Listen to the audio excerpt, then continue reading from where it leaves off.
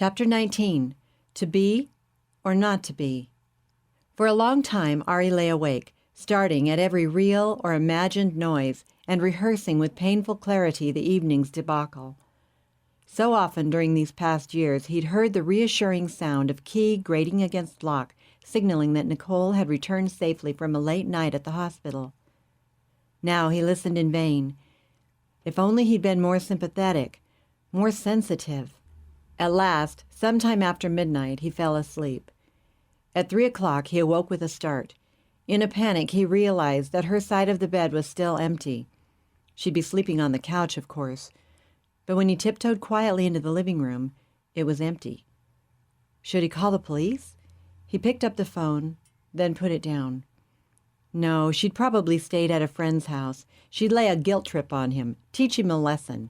He should have remembered past discussions, that she had wanted to have a baby and that he had always put her off. This pregnancy, even though unplanned, obviously meant a lot to her. He just wasn't the diplomatic type.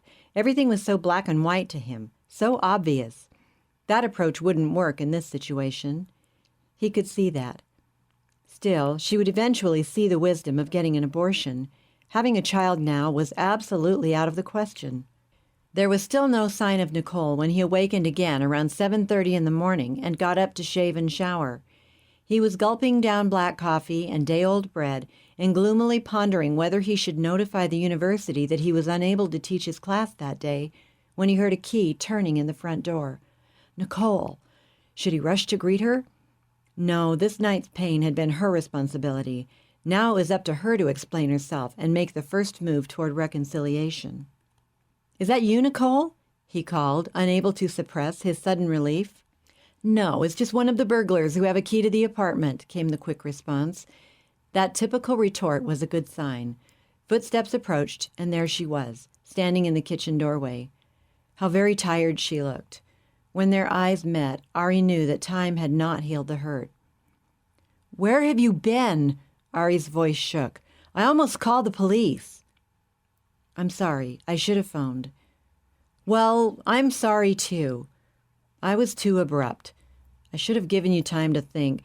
As soon as the words were out, he knew he'd made things worse again, even before he saw her stiffen. "There's really nothing to think about," she responded quickly. "Abortion is totally unthinkable." She sat down wearily at the table. "Let's not start off arguing," pleaded Ari. "Can't we wait? I think you're still too upset to discuss this rationally." "I'm not arguing," countered Nicole, controlling her voice with great effort. "And I'm quite rational. There's no discussion. Period. I'm just stating the simple facts. There's a child growing inside of me, Ari. Our child, with our genes. It will look like us, have our traits. I love that child, and I'm going to keep it. So it has to be your way, without even hearing my side, no willingness to talk it over." Nicole stood to her feet. "You don't reason about something that's clearly wrong. You're talking about murder." "Terminating a pregnancy isn't murder," he retorted defensively. "But let's drop it for now, okay? Later." So that's how it becomes ethical. Even the mafia avoids the word murder. They talk about terminating someone. So you just want to terminate my pregnancy. I have another name for it. "You should have been a lawyer, Nikki. But please, not now. You need to get some sleep." "I had some sleep. Enough anyway. I have to be at the hospital in 40 minutes. Any calls?" "No."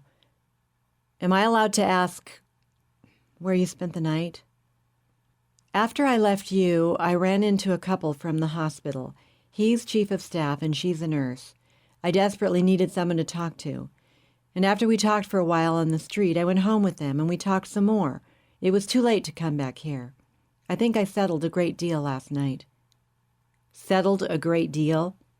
"A lot of things that I've wondered about for years fell into place. I do want to talk to you about all that, but I really must jump into the shower and get to the hospital." "Well, I'm glad you want to talk things over," responded Ari, brightening a bit. "I was in agony last night, imagining the emptiness of life without you." Nicole stood quietly in the doorway of the kitchen looking at Ari. He could see tears glistening in her eyes. I felt the same pain, she said at last, of being without someone I already love very much. Unconsciously, Nicky's hands touched her belly. Nicky, let's talk this out right now, he pleaded, sensing a growing chasm between them and changing his mind. Later, Ari, like you said. Please, there isn't time right now. I'm scheduled for surgery. She hurried from the room.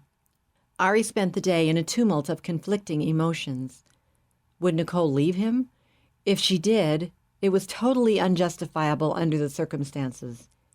Had she hinted that she was thinking about it? He couldn't remember her exact words, but it seemed a separation was implied by her inflexibility. That fear haunted him. In painful candor, he scrutinized their relationship. Looking back, he could see that he had too often taken her for granted. But then, wasn't that a natural concomitant of the perfect love and trust they'd had for one another?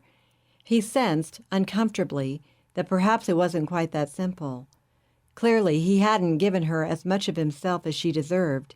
He'd been driven by a passion that left little time for the loving sharing of life together that she longed for and that he really wanted to give her. She'd never complained. With a surge of emotion, Ari recalled the ever-ready sympathy she'd always been so quick to show, the encouragement when he was down. Was she ever down? It had never seemed so, but now he wondered. Were her unfailing good spirits more an act of love than a reflection of her true feelings? Could her pregnancy now have triggered resentments that had smoldered beneath the surface for months or even years? Guilt, self-justification, bittersweet memories chased each other in ever-broadening circuits through Ari's mind. What of those friends she talked it over with? How long had she known them? It seemed odd that she'd never mentioned them before. Obviously, they were the ones responsible for the strange way she was now thinking and acting. Yes, in some subtle way that he couldn't articulate, she seemed to be different. She'd been vulnerable, and they had taken advantage of her emotional state to brainwash her. There was some small comfort in believing that the cause of Nicky's stubborn narrow-mindedness lay in something outside the bounds of their relationship with each other. That was an important point to bring up tonight.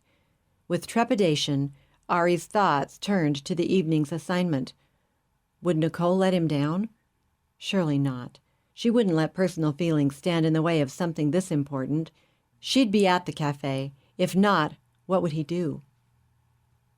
When Ari arrived, he saw to his relief that Nicole was already seated at a choice outdoor table with a good view of the passing crowds. It was just the right spot for Carla, strolling by, to happen to notice him. Seeing the black handbag sitting on the pavement to her right, he took the chair to her left, giving her a light kiss on the cheek as he sat down. She endured it, but the warmth was missing.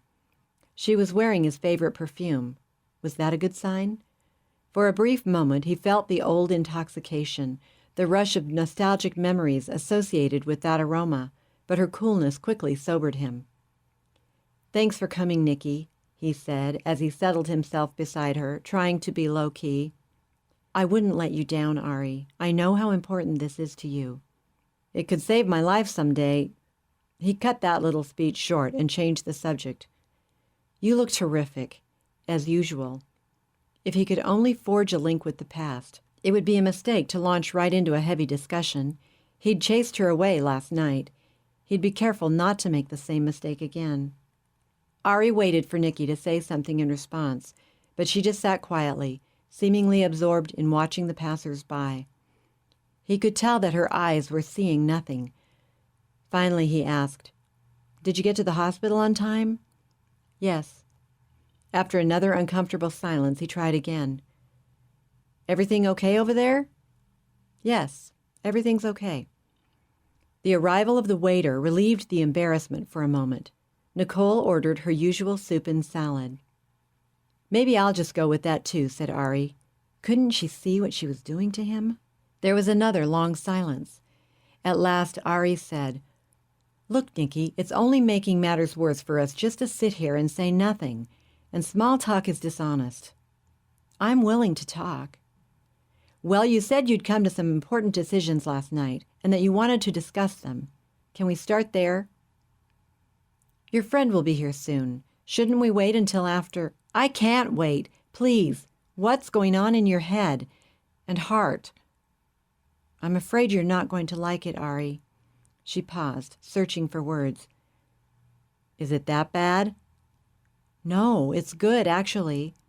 The best for both of us, I think, in the long run at least. In the long run? What about right now? What are you going to do? Ari, I'm not the same person I was yesterday. It's difficult to explain. Things I used to believe no longer make sense, and other beliefs, solid ones, have taken their place. For one thing, I'm not an atheist anymore. Well, I never was, countered Ari, feeling relieved. At least she hadn't blurted out that she was going to leave him. So that's no problem, but I don't see what it has to do with our situation. But it does. Whether God exists has everything to do with it. I'm willing to concede that there's some creative force out there somewhere. So go on. You say you were never an atheist, Ari, but you weren't any more willing than I was to be morally accountable to God. Higher power, yes. Creative force, sure. But a personal creator who made us for a purpose and who sets the standards of morals and ethics, did you ever believe in that God? Really, Nikki, I find this irrelevant. No, it's very relevant. What we do is decided by what we think is right or wrong. But who decides that? Where do morals and ethics come from? That question always bothered me. Then I studied medicine and learned how intricately designed the human body is. Even a single living cell is more complex than all of Paris. We can't possibly be the product of chance. I don't have any problem with that, cut in Ari impatiently. Well, wouldn't right and wrong be equally a matter of God's design? Wouldn't He establish moral laws to govern human behavior, just as physical laws govern the material universe? Ari sighed with resignation. I don't see that this philosophical discussion is getting us anywhere.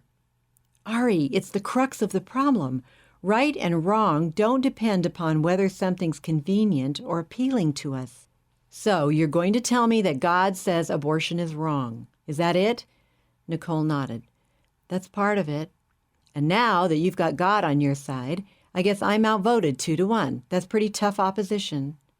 You don't have to fight God, Ari. Her eyes were imploring him. Why not come over to His side? What do you mean, His side? You weren't on His side yesterday morning. How can you change sides so fast?